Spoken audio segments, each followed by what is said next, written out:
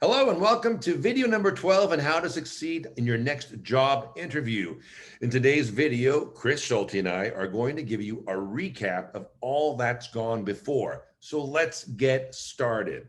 Video number 1 talks about physical preparation. If you're doing an online interview, make sure that the production values are good.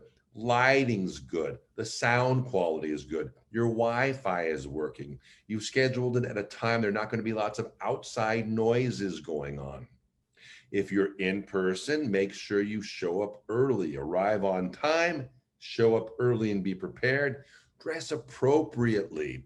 If you're in person, don't wear strong perfume or cologne because you never know how people are going to react. Come in a neutral situation as far as that goes, but make sure you dress appropriately, not overly dressing, but more importantly, not underdressing, not being informal, not wearing flip-flops, things like that.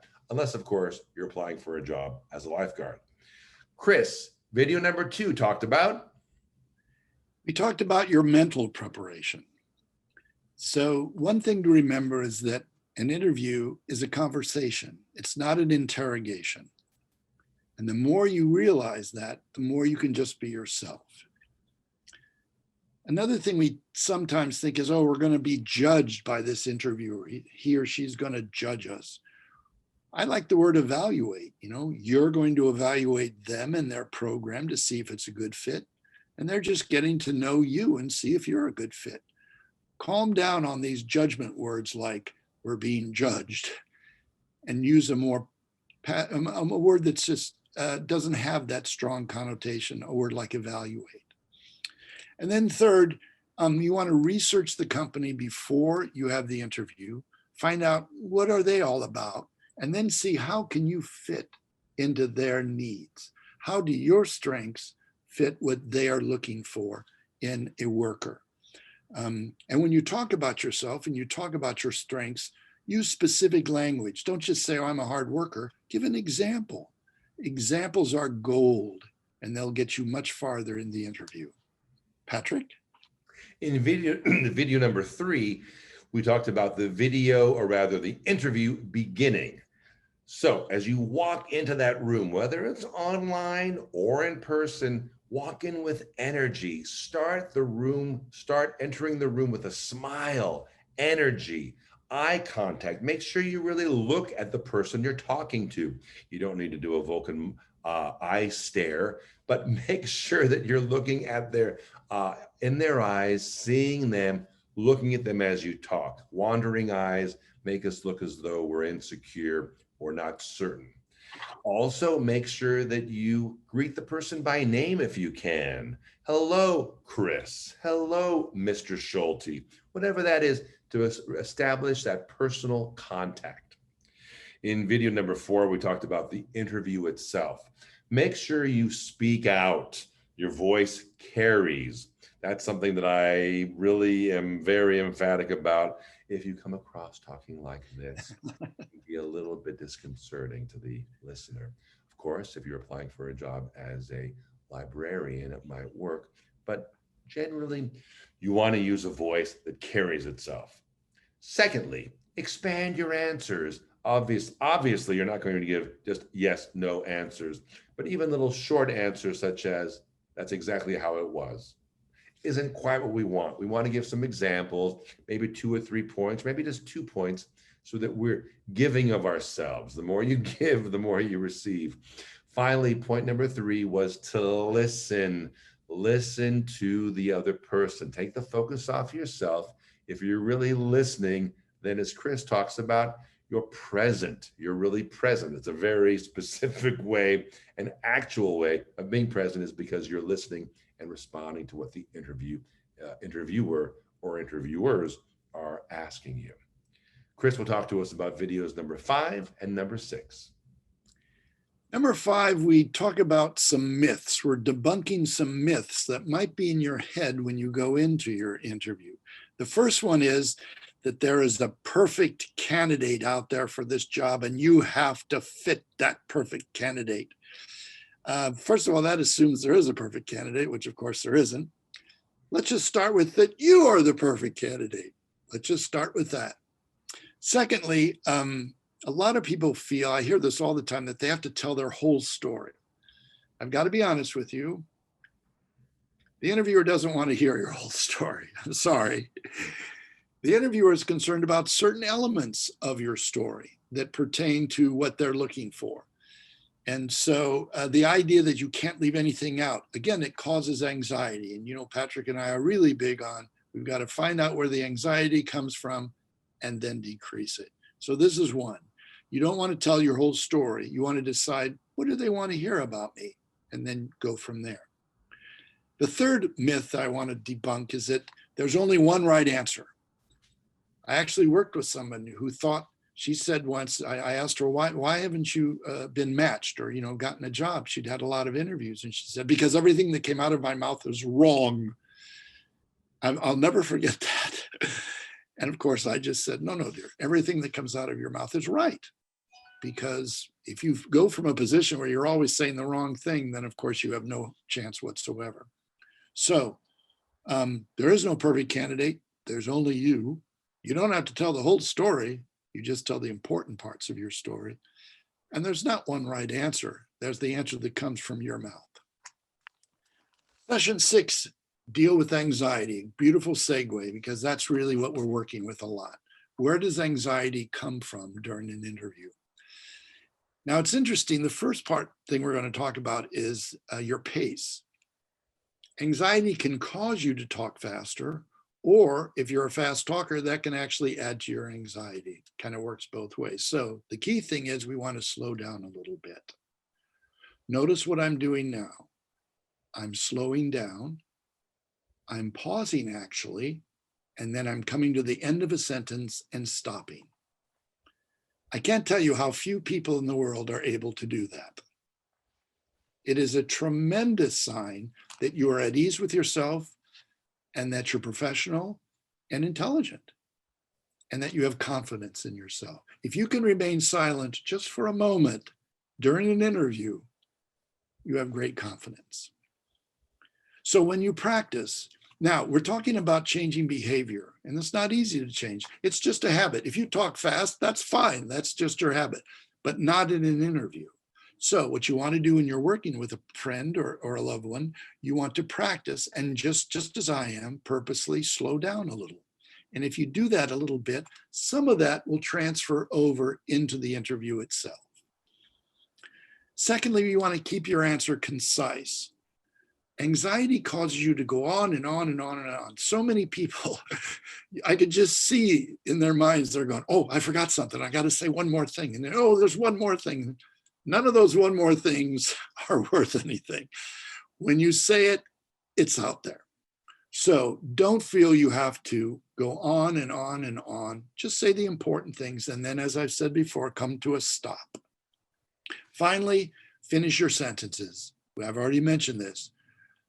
Have your voice go down and then stop. Again, very few people can do that because they want to keep talking, and they oftentimes tie things together. And so we're going just the opposite of that. You want to give your interviewer some time to digest what you're saying because what you're saying is important.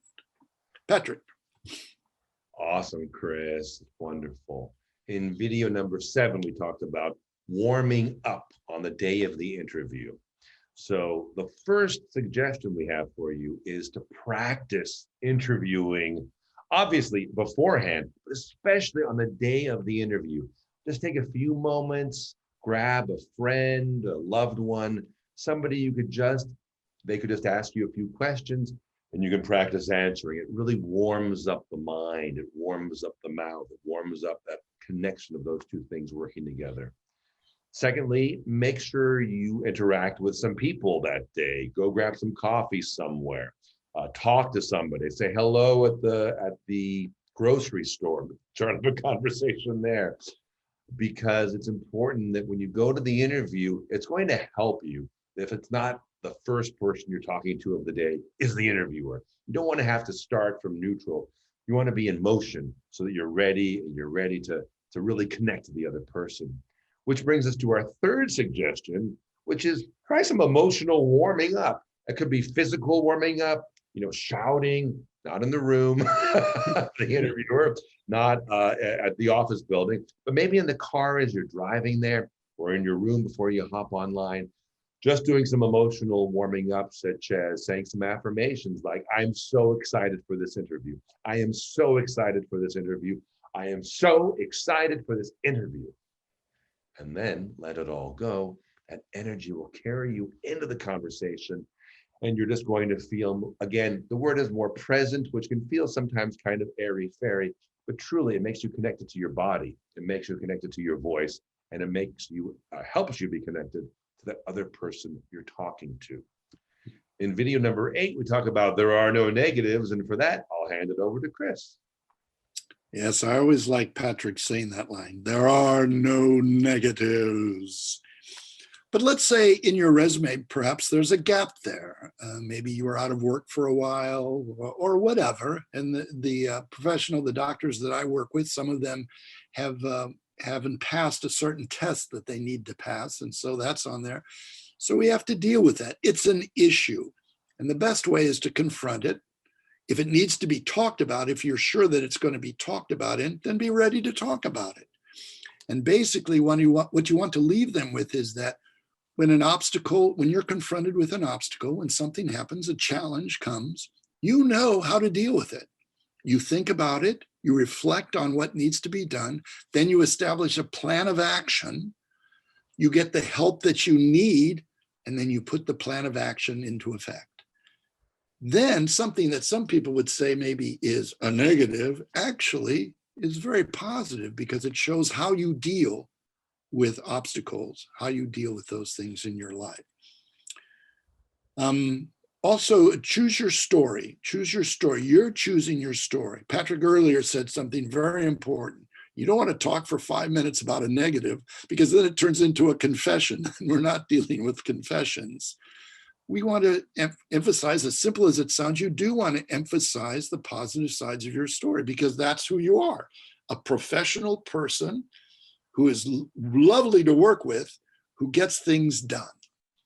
And so you want to talk about that because that's a reflection of who you are. So there are no negatives. That doesn't mean there aren't challenges, there aren't obstacles, but you know how to approach them and how to overcome them. That's exciting, thinking about overcoming adversity, overcoming challenges. Thanks, Chris.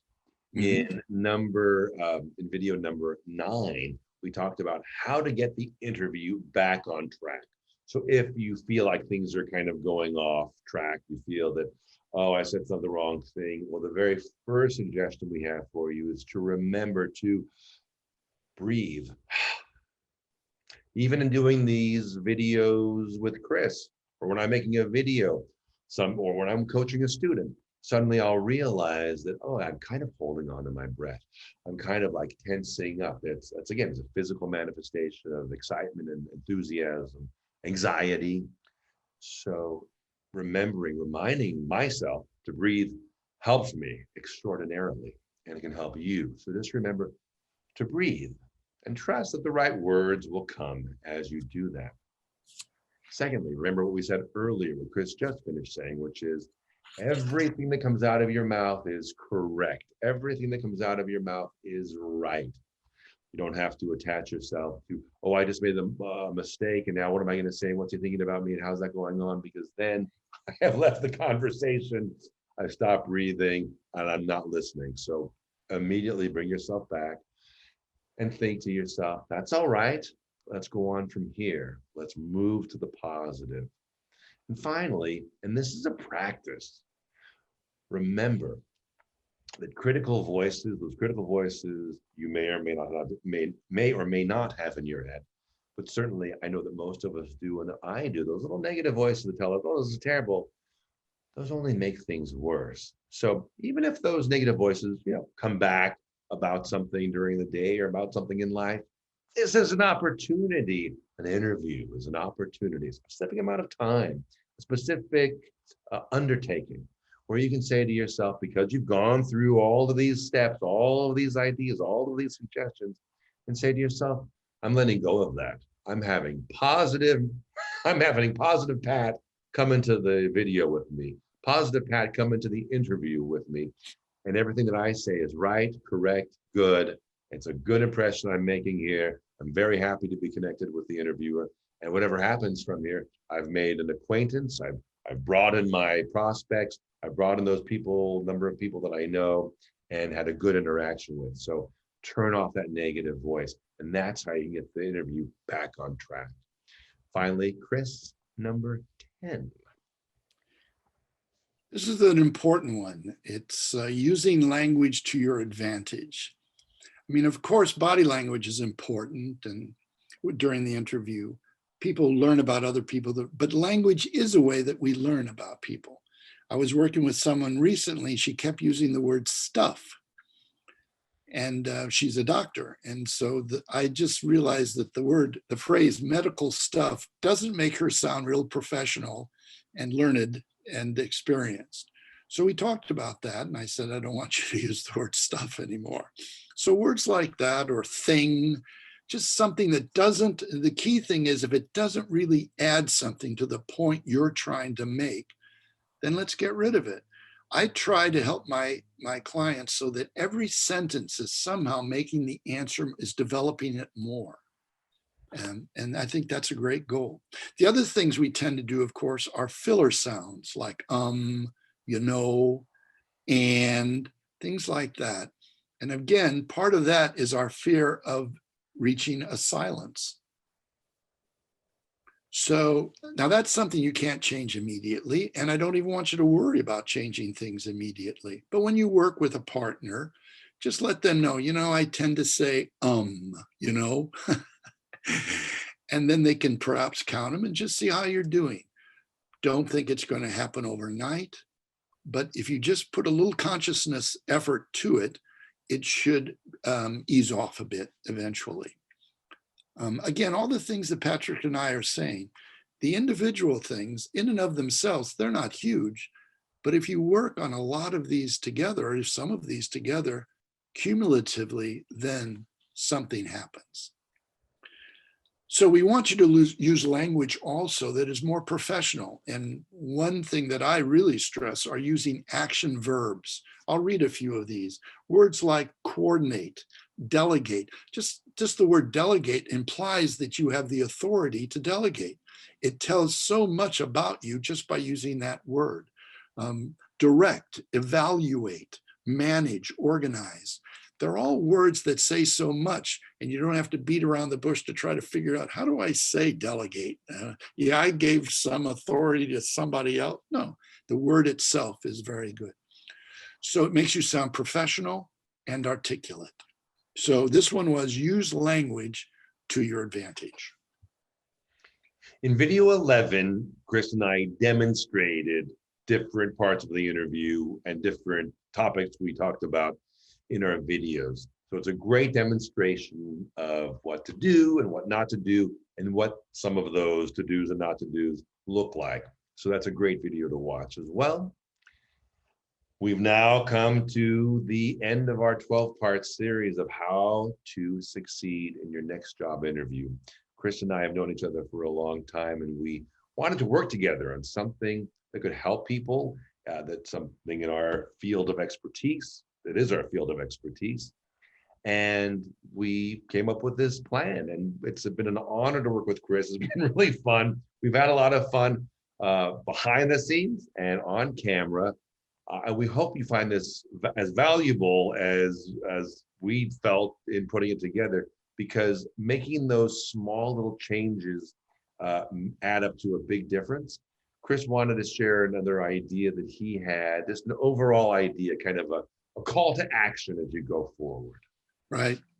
And someone once said, an interviewer, actually, I was talking to him, and he said, we want people to succeed. We don't want to spend the rest of our lives interrogating people or interviewing people. We want you to succeed. And I thought, that's amazing. Everybody should go into an interview realizing that the person sitting across from them wants them to succeed, so they don't have to interview people anymore. So just remember that. There's good energy there. They want you to succeed. It's not an interrogation. People are on your side. Everything you say is right, and that leads to great confidence and presenting yourself in the best possible light. So that's my final word. And I want to share Patrick's view. This was so much fun working with him, and especially we've both been actors and we're both coaches now and teachers and lecturers and all sorts of stuff. And to be able to bring all that together and present something to people that we think will help them, it's just a wonderful feeling. I'm even feeling a little warm and cozy inside right now. So thanks for listening. And remember, just listen over and over, because as I said, some of these changes, it might take a little while, but it'll make a big difference. My final thought to the audience, to you out there, is to say that, it's a practice. It's a practice. Hopefully you'll find that job. You're going to love it. But nowadays, this is 2021, the year that we're making this video series. People change their jobs and careers at least 3 times in their lives, is what the statistics say, and sometimes many more. So being able to have this as a skill, to pick it up, it's not a natural skill. It really is helpful to try to practice some of these ideas, and just to even have them in your mindset, like, oh, if I do that, like Chris said, come to the end of a sentence and finish, it will make a big difference. So if you'd like some more coaching from Chris or myself, feel free to reach out to us. The information is in these videos. We have them there for you. Again, I want to give a heartfelt thanks to Chris. Back at you. And we will see you in your next, not only job interview, but your next job. Take care.